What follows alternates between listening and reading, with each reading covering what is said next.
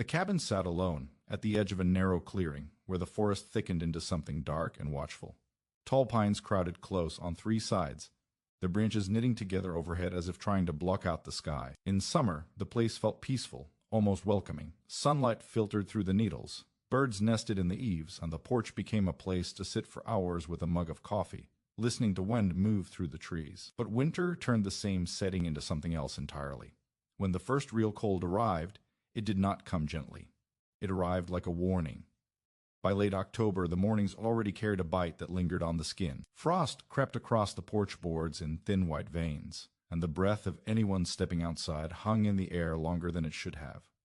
The cabin itself was older than most of the surrounding properties, and it showed its age in subtle ways. The logs had settled unevenly over decades. The windows, though thick, were not perfectly sealed. On calm days, it was fine. On windy nights, the walls whispered and sighed as cold air searched for a way in. Winter in that region was not the kind people romanticized. It was not just snow falling softly under moonlight. It was weeks of relentless cold, nights where the temperature sank far below freezing and stayed there, days where the sun offered light but little warmth. Snow piled up not in gentle drifts, but in heavy, compact layers that hardened like stone. Roads vanished, power lines failed, and the forest went quiet in a way that made even experienced residents uneasy. Heating the cabin had always been a challenge, but in recent years it had become a constant source of worry. Firewood disappeared faster than expected. The stove worked hard, radiating heat that felt comforting only if you stood close enough to touch it. Move a few steps away, and the warmth thinned quickly. At night, even with the fire burning low, cold crept back in. Floors felt like ice beneath bare feet. Walls radiated chill. Blankets piled higher each week. Every winter brought the same calculations. How much wood was left? How many nights could the stove be fed before the stack ran low? Was it worth burning extra fuel now, or better to endure the cold and save it for later storms? Heating oil prices rose each year, and deliveries were unpredictable once snow closed the roads. The cabin demanded constant attention, constant compromise. The porch, once a pleasant extension of the living space, became the biggest problem. It wrapped around the front of the cabin, open on three sides, exposed to every gust of wind that tore through the clearing. In warmer months, it was the heart of the place. In winter, it became a frozen buffer zone, sucking heat out of the interior like an open wound. Cold air pooled beneath the boards, seeped through gaps, and pressed against the front wall of the cabin day and night. Standing inside, near the door that led to the porch, you could feel it. Even with the stove roaring, that section of the cabin stayed colder than the rest. The door handle felt like metal pulled from a freezer. Condensation gathered along the frame, sometimes freezing into delicate patterns that had to be chipped away in the morning. It was as if winter itself waited just on the other side, leaning its weight against the door. Neighbors noticed, as they always did when winter preparations began. In this small, scattered community, people watched one another's choices closely. Most cabins had been upgraded over the years: double-pane windows, insulated skirting, modern siding, propane heaters with digital thermostats. The old ways were talked about with nostalgia, but rarely trusted. Efficiency, everyone said, came from technology now. When he began worrying openly about the porch, the reactions were predictable.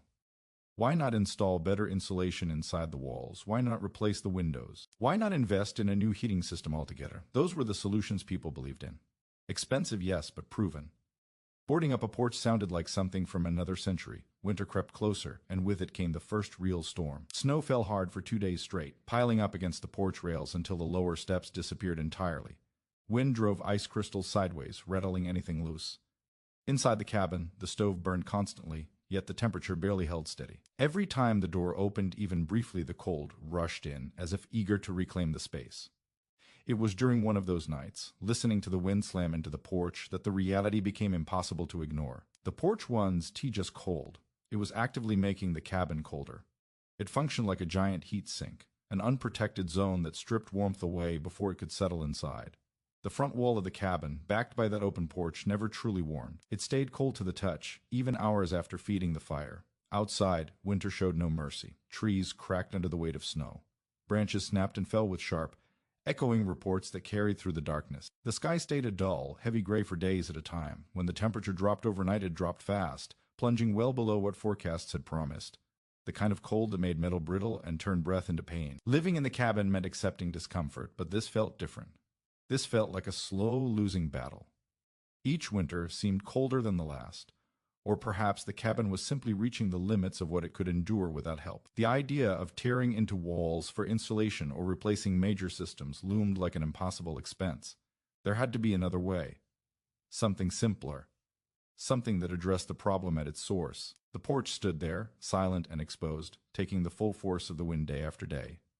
Snow blew beneath it, piling against the foundation. Cold air circulated freely, wrapping around the cabin, its front wall like a clenched fist. It was obvious, once you really looked at it, that no amount of extra firewood would change that dynamic. Heat would always be fighting a losing battle. As winter deepened, laughter and casual comments from others only reinforced the sense of isolation. People joked about roughing it and old cabins being drafty by nature. Some offered sympathy, others advice, most of it impractical. The assumption was always the same: if you wanted warmth, you needed modern solutions. Anything else was wishful thinking. But standing there one evening watching snow whip across the porch boards, a different thought took hold. Before insulation foam, before plastic vapor barriers and sealed windows, people had survived winters like this. They had done it with what they had, using methods that worked, not because they were advanced, but because they understood how cold behaved: wind, exposure, trapped air, barriers. The porch was not just a structure. It was a mistake, at least in winter. An open invitation for cold to settle and stay. And as long as it remained open, the cabin would never truly be warm. The stove crackled behind him, throwing light across the room. Outside, the wind howled louder, rattling the porch railings like bones. The cabin held on, as it always had, but barely. Winter was only beginning, and already the cost, physical, mental, and financial, was clear. Something had to change, not later, not next year. Now, before the cold carved itself any deeper into the walls. And while no one else saw it yet, the porch, once a place of rest and summer evenings, had become the key to whether the cabin would endure the winter at all. The first reaction came before the work even truly began. It started the moment the stack of plywood appeared beside the cabin, leaning against the porch railings like something temporary, something out of place. In a place where everyone noticed everything it did. Take long for word to spread. A few people slowed their trucks as they passed on the narrow road, glancing over with curiosity. By the next day, curiosity had turned into amusement. The porch had always been one of the cabin's most recognizable features. Wide, open, and weathered smooth by decades of boots and wind, it wrapped around the front like an invitation. In summer, neighbors had admired it openly. In fall, they commented on how nice it must be to sit there and watch the leaves turn. Now, with winter closing in, the idea of closing it off entirely seemed, to them, almost absurd. The first comment came casually, tossed over a shoulder as someone stopped by to borrow a tool. You planning to renovate, or just hide from the snow? The tone was light, friendly, but there was a smirk behind it.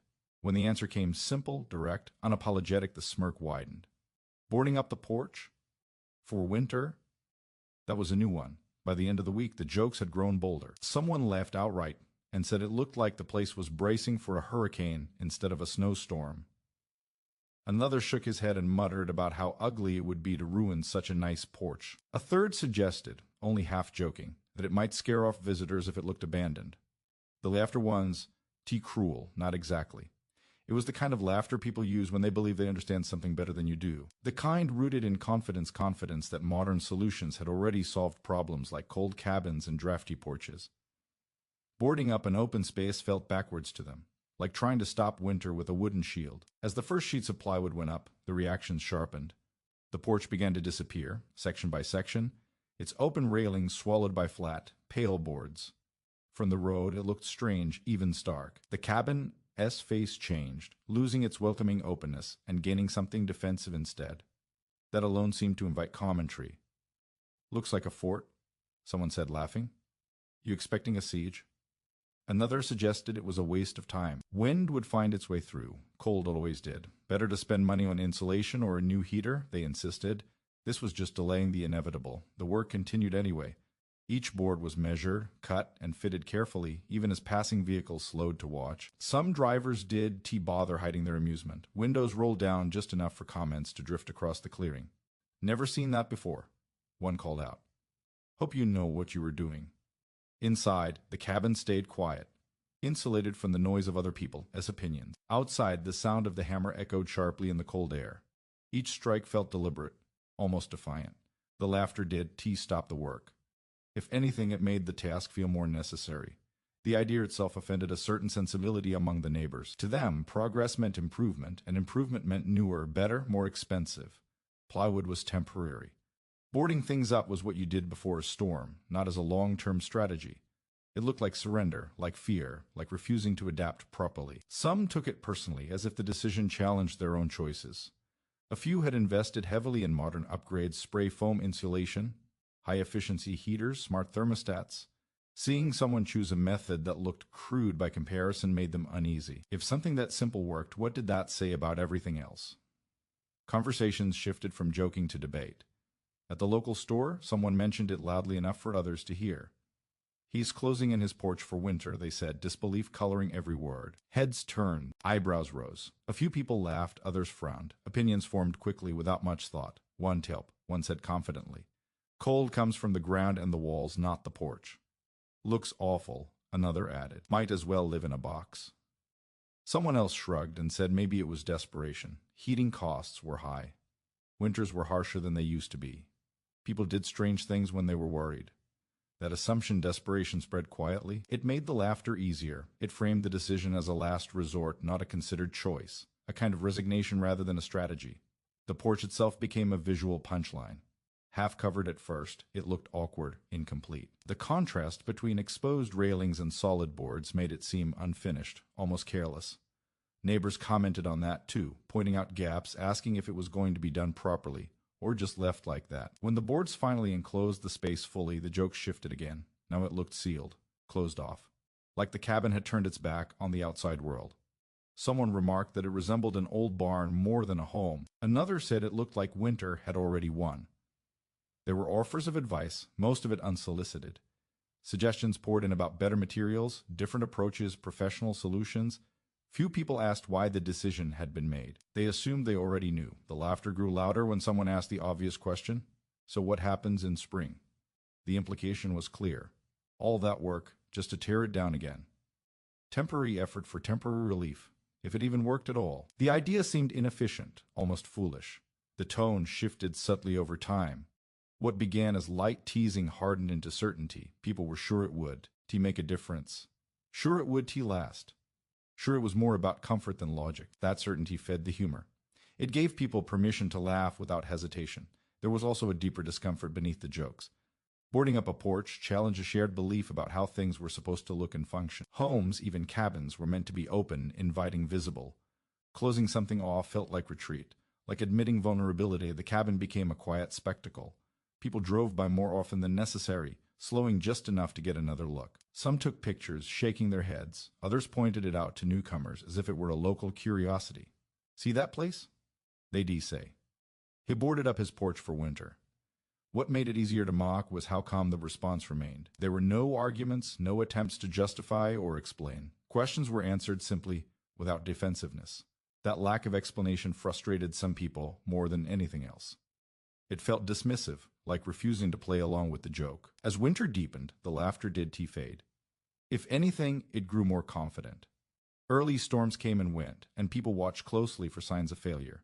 They expected boards to warp, gaps to open, snow to pile up in inconvenient ways. Each small imperfection became evidence, shared eagerly.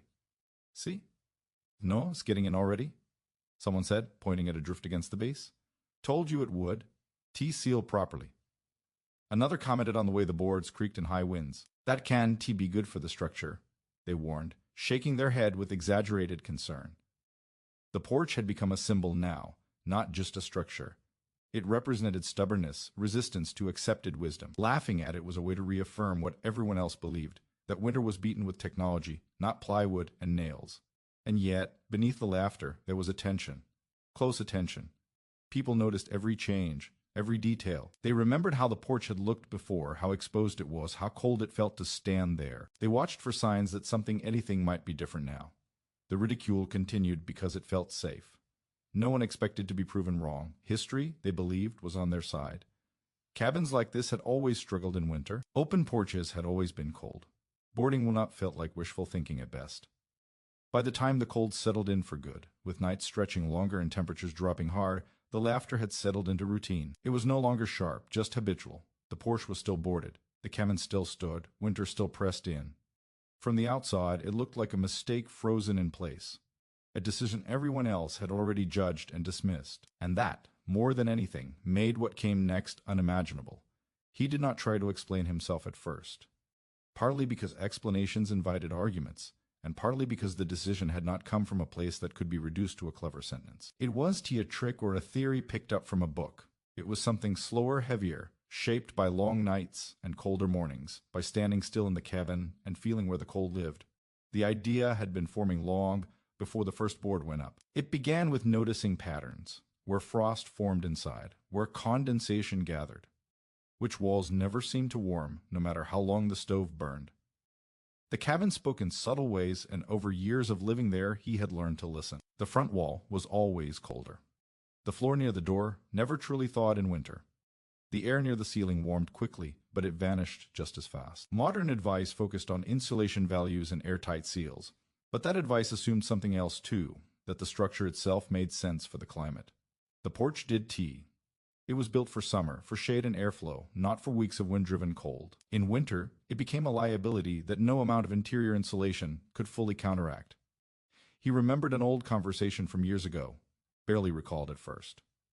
An elderly man, long gone now, who had lived in a similar cabin decades earlier. They had been talking about winter, about fuel shortages, about how people used to survive before money and materials were abundant. The man had laughed softly and said, "You don't fight the cold inside. You stop it before it gets there." That sentence stayed buried for a long time, but now it resurfaced with surprising clarity. Stop it before it gets there. The porch was not inside, but it wasn't really outside either. It was a space where cold gathered, swirled, and waited. By enclosing it, even imperfectly, he could change the rules of how cold interacted with the cabin. The decision was about sealing the porch completely. It was about making it airtight or warm enough to live in. It was about creating a buffer, a dead zone where air could be trapped and slowed, where wind could lose its momentum before slamming into the cabin itself. Cold, he had learned, was not just temperature, it was movement. Wind stripped heat faster than still air ever could. He tested the idea in small ways before committing to it. On especially cold days, he hung heavy tarps along part of the porch, just to see what would happen. The difference wasn't too dramatic at first, but it was noticeable. The door felt less brutal to touch. The draft around the frame softened. The front wall warmed slightly, enough that you could tell without touching it for long. That small change was enough. It suggested that the porch once neutral it was actively making things worse. If a loose tarp could make a difference, even briefly, then solid boards could do more. Much more. There was also a practical reason that did get mentioned much. Money. Upgrading the cabin. Properly would have cost more than he could justify. Insulation, new windows, a modern heating system, all of it required contractors, permits, materials that had become expensive and hard to source. Boarding up the porch cost time and effort, but not much else. Plywood was cheap. Tools were already on hand. Labor was his own. People assumed the choice came from ignorance or stubbornness. In reality, it came from calculation, a careful weighing of effort versus return. Every piece of wood nailed into place was a bet that controlling exposure would matter more than generating more heat, that slowing heat loss would be more effective than producing heat faster. There was also something else, something harder to explain to others. The cabin had survived decades before modern upgrades were common. It had been built by people who understood winter in a way spreadsheets never could. Somewhere along the line, convenience had replaced understanding. He was rejecting modern solutions out of pride. He was returning to older logic because it fit the problem better. Inside the boarded porch, once it was mostly enclosed, the air felt different almost immediately. Not warm exactly, but calmer. Wind no longer tore through unchecked. Snow piled against the outside boards instead of swirling under the floor. The space became quieter, insulated not just from cold but from noise. The howling that once rattled the front of the cabin softened into a distant rush. He stood there one evening, inside the porch, listening. The boards creaked slightly as temperature shifted, but it was a slow sound, controlled. The porch had gone from exposure to resistance, from weakness to shield. He did tell anyone about the small experiments he ran, about holding a thermometer near the front wall before and after, about noticing how quickly the stove's heat lingered instead of vanishing. Those were observations for himself, not ammunition for debate. Proof would come on its own, or it would. Come at all. The laughter from others did change the logic. If anything, it clarified it. People laughed because they believed cold was something you endured or overpowered. He saw it differently. Cold was something you redirected, slowed, forced to take the long way around. The porch gave Winter a shortcut straight to the cabin. Boarding it up took that shortcut away. There was also the psychological weight of Winter to consider. Every time he opened the front door before, it felt like opening a gate to punishment. Cold slammed in instantly, biting skin, numbing fingers.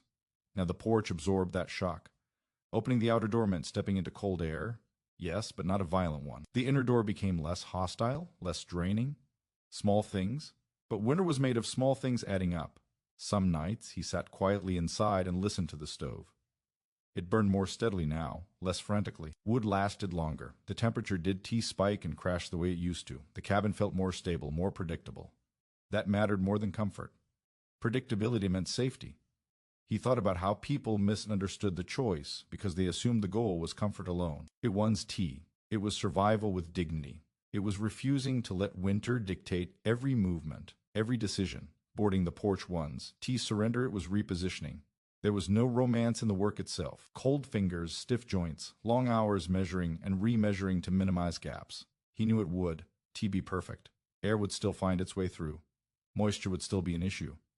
But perfection was the goal. Improvement was. Each board represented another inch of slowed wind, another layer of trapped air. Physics did care how it looked. Heat loss did care about aesthetics. The cabin responded not to opinions, but to changes in its environment. He noticed how snow behaved differently now. Instead of drifting beneath the porch and packing itself against the foundation, it piled outward, creating a natural insulation barrier along the base of the boards. Snow, once an enemy, became an ally. Another layer between the cabin and the cold. That detail alone justified the effort. Snow under the porch had always been a problem, melting slightly, refreezing, drawing cold upward.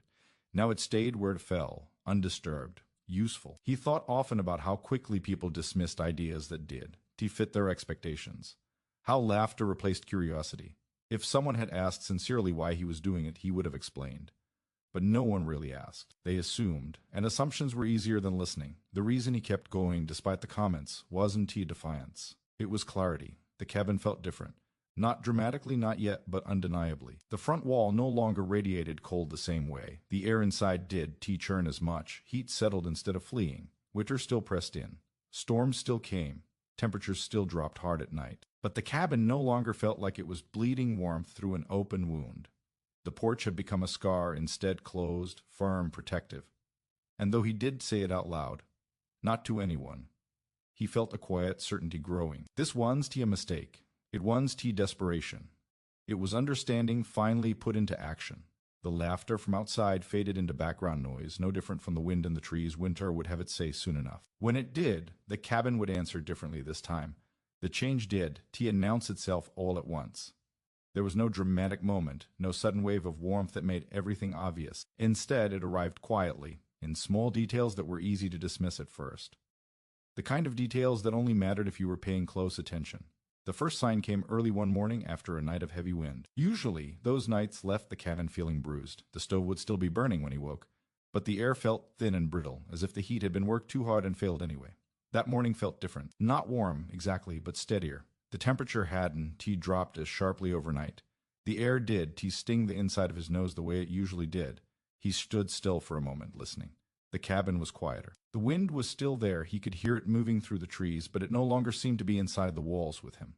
Before, gusts had a way of announcing themselves, rattling the front of the cabin, slipping through gaps, making the structure groan in protest. Now the sound felt distant, muted, as if something stood between the cabin and the storm. That something was the porch. Stepping into the enclosed space, he noticed how the air behaved. It no longer rushed and swirled. It sat there, cold but calm. His breath still fogged, but it lingered differently, hanging instead of being torn away by drafts. The boards blocked the worst of the wind, and in doing so, they changed the rhythm of the cold. Inside the cabin, the front wall no longer felt hostile. When he placed his hand against it, the chill was there, but it did bite. It felt closer to the temperature of the room instead of standing apart from it like an accusation. That alone felt almost unreal. Over the next few days, the pattern repeated. Nights that should have drained the heat did. The stove did. Need to be fed as often.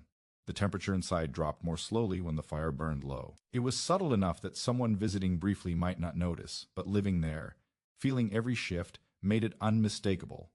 The floors told the story too. The cold that used to creep along the boards near the front door had retreated. Socks no longer soaked up the chill within minutes. Standing still in that part of the room did feel like punishment anymore. The cold hadn't disappeared, but it had lost its edge. Condensation changed as well. The door frame no longer collected moisture the same way. Frost patterns that once formed overnight stopped appearing. The inner door felt less like a barrier holding back an enemy and more like a normal door again. That psychological shift mattered more than he expected. He began paying closer attention, documenting things quietly in his own way, not writing them down but noting them. How long a load of firewood lasted. How often he woke in the night to add more. How quickly the cabin cooled when the stove went out completely.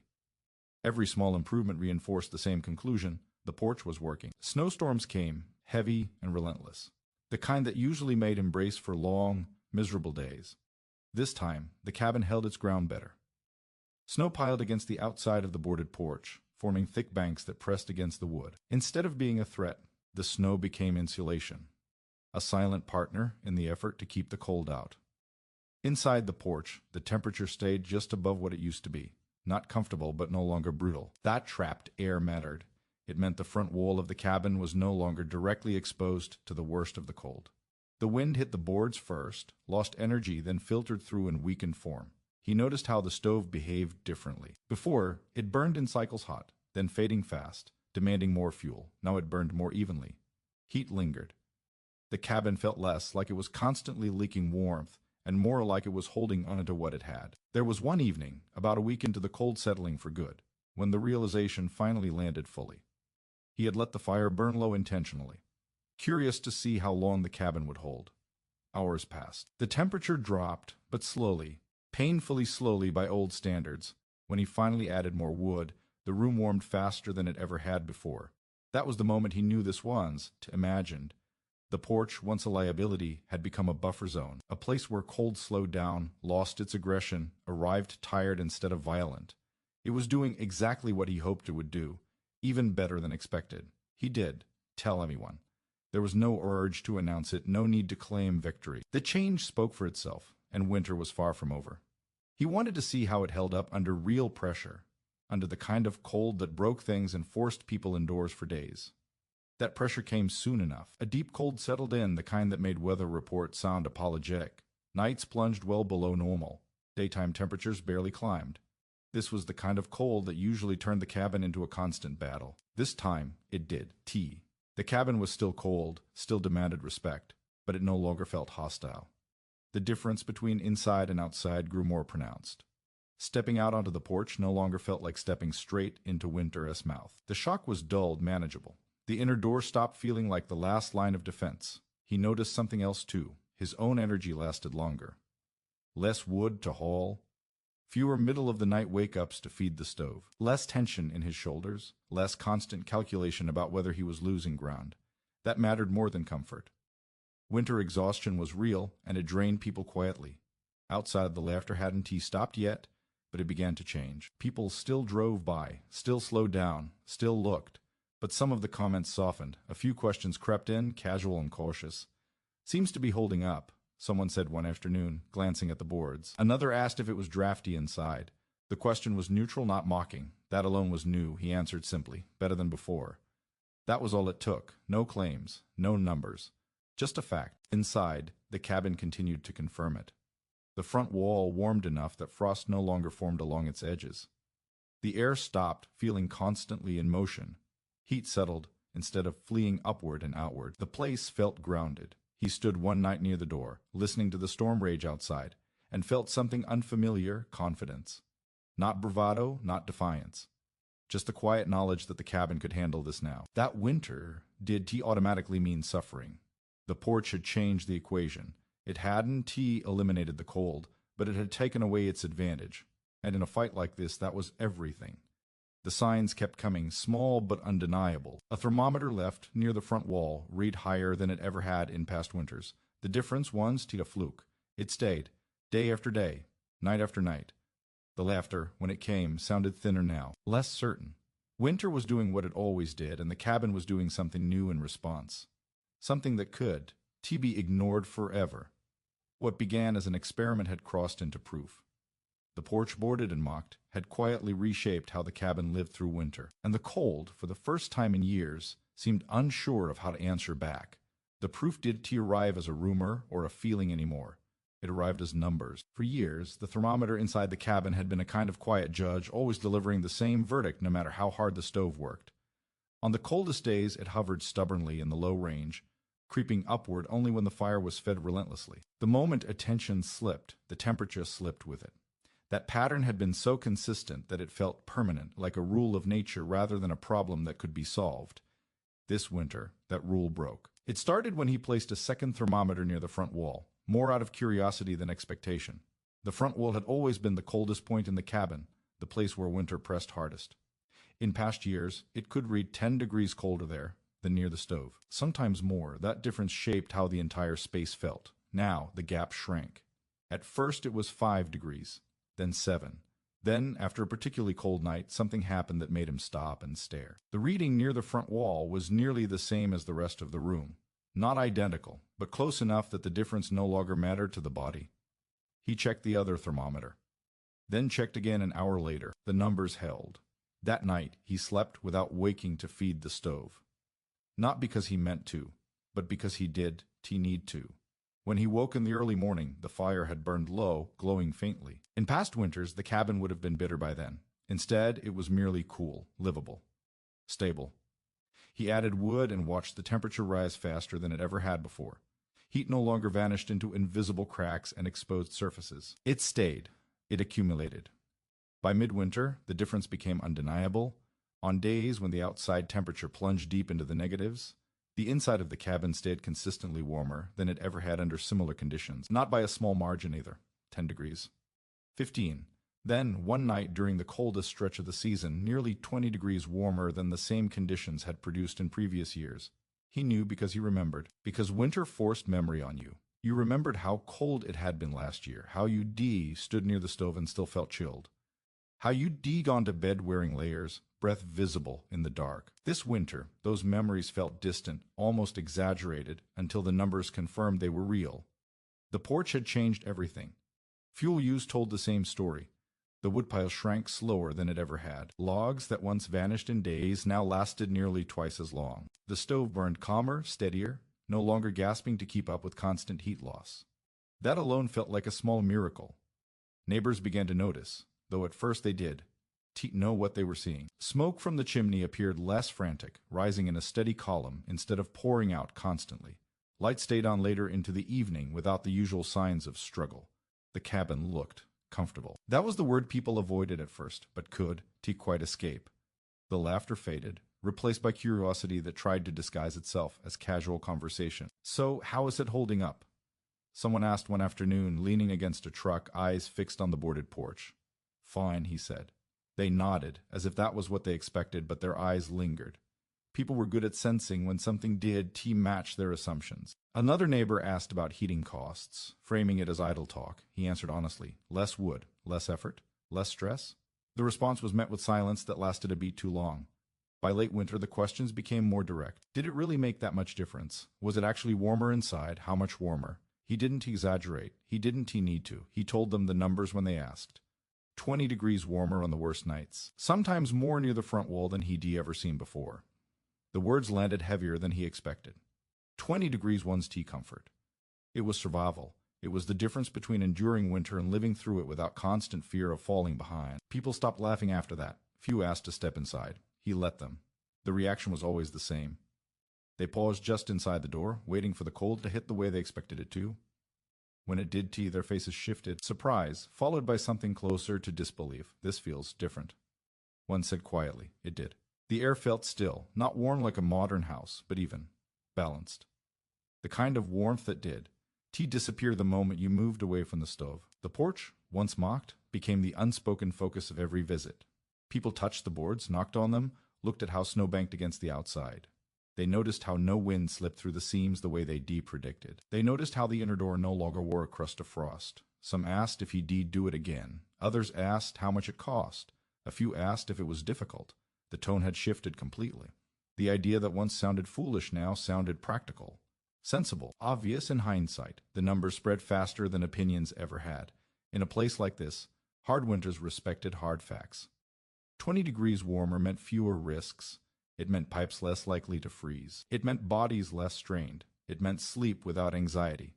By the time winter began to loosen its grip, the porch had become something else entirely, not an eyesore, not a joke, a reference point. People talked about it when planning their own preparations. Some admitted they'd been wrong. Others avoided saying it out loud, but the change in attitude said enough. He noticed new materials appearing at neighboring cabins, tarps, panels, temporary walls, nothing identical, but inspired. People adapted the idea to their own spaces, quietly, without making a show of it. Spring came slowly, as it always did. Snow melted in stages. Ice retreated reluctantly. When the boards finally came down, the porch looked strange again in its openness, as if something essential had been removed. He stacked the plywood carefully, knowing it would go back up next winter. The cabin had proven something important, not just about porches or plywood, but about how problems were framed. Everyone had assumed the solution to cold was more heat. The porch had shown that the real solution was less loss. 20 degrees one's tea magic. It one's tea luck. It was the result of respecting how cold actually worked. When people looked at the cabin now, they didn't see a mistake. They saw an answer, one that had been there all along, waiting for someone willing to ignore laughter long enough to test it. And winter, relentless and unforgiving, had delivered the final verdict. By the time the last of the snow retreated into the shadows of the trees and the ground softened enough to accept spring again, the laughter was gone. Not dramatically, not all at once, but completely. It vanished the way fog does when the sun climbs high enough quietly, without apology, leaving only clarity behind.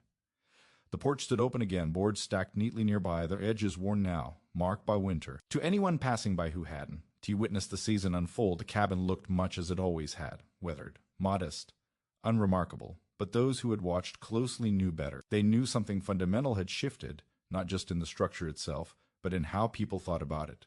Winter had spoken, and it had done so in the only language that mattered out there, survival. People did talk about the jokes anymore. No one mentioned the early comments or the certainty with which they dismissed the idea. Those memories faded into an unspoken past, replaced by something more useful. Lessons. Observations. Quiet recalculations of what they thought they knew. What lingered was not embarrassment, but reflection. In a place where winters shaped lives, humility came easily once proven necessary. The cold had a way of stripping away pride. It did care who was right in theory. It rewarded what worked, and what had worked, undeniably, was a simple decision grounded in understanding rather than convention.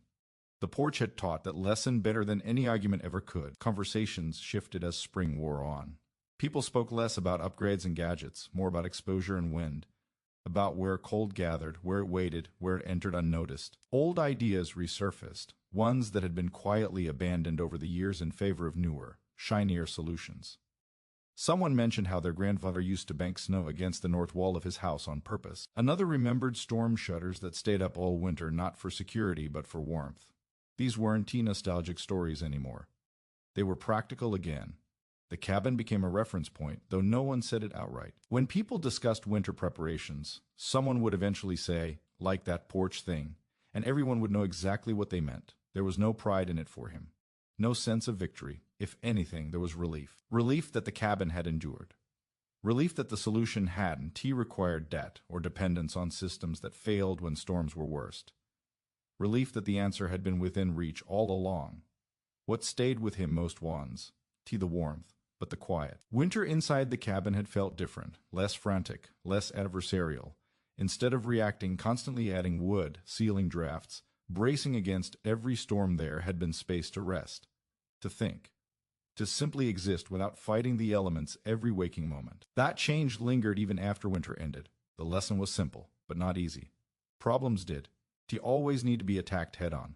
Sometimes they needed to be redirected, slowed, forced to lose momentum before they could do damage. Cold, like many challenges, gained its power from unchecked movement, from pathways left open out of habit rather than intention.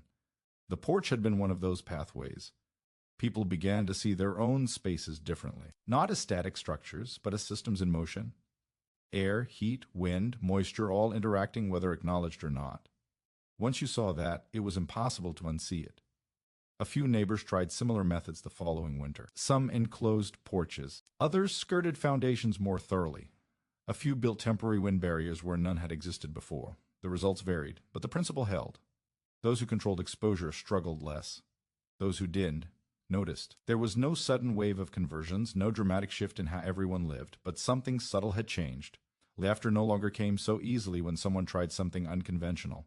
Curiosity replaced mockery more often than not. Winter had a way of humbling certainty. The cabin stood as quiet proof of that. He thought sometimes about how close he'd come to doing nothing, to accepting the cold as inevitable, to believing the voices that said there was no point in trying something so simple. That thought unsettled him more than the cold ever had. What if he de-listened? The idea that small, inexpensive changes could make a profound difference ran against much of what people had been taught to believe. It suggested that comfort and resilience weren't always locked behind complexity, that understanding mattered more than equipment, that attention could outperform expense. Those were uncomfortable ideas for a world increasingly built on replacements rather than adjustments. Winter returned, as it always did, but it no longer arrived with the same weight. Preparation felt different now, purposeful. The boards went back up without hesitation, without commentary. It was just part of the rhythm now. Like stacking wood or checking seals. No one laughed. Some watched. Some nodded. A few asked questions. All of that felt normal. Healthy, even. The porch, once a joke, had become a quiet teacher. And in a place where winter still ruled half the year, that lesson mattered more than anything else.